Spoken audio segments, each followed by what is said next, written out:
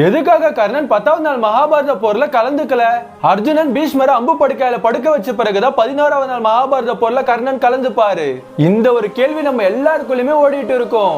பீஷ்மருக்கு கர்ணன் தான் குந்தி தேவியோட மூத்த மகன்னு தெரியும். போர்க்களத்துல கர்ணனும் அர்ஜுனனும் சண்டை போட்டா கண்டிப்பா யாராச்சும் ஒருத்தர் தான் உயிரோடு இருப்பாங்க, இன்னொருத்தர் இறந்து போவாங்க. அது மட்டும் இல்லாம கர்ணன் போர்க்களத்துக்கு வந்தா கண்டிப்பா பாண்டவர்களையும் பாண்டவர்கள் சேனையும் கொன்னுடுவார்னு பீஷ்மருக்கு நல்லாவே தெரியும். கர்ணனோட விஜயதனுசு முன்னாடி எவ்வளவு பெரிய மாவீரனா இருந்தாலும் எதிர்ல நிக்க முடியாது.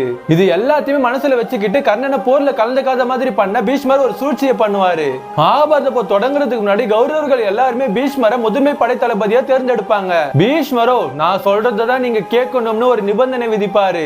பீஷ்மர் கர்ணனுக்கு எந்த ஒரு தலைமை பொறுப்பையும் கொடுக்காம ஒரு சாதாரண போர் வீரர் மாதிரி நடத்துவாரு.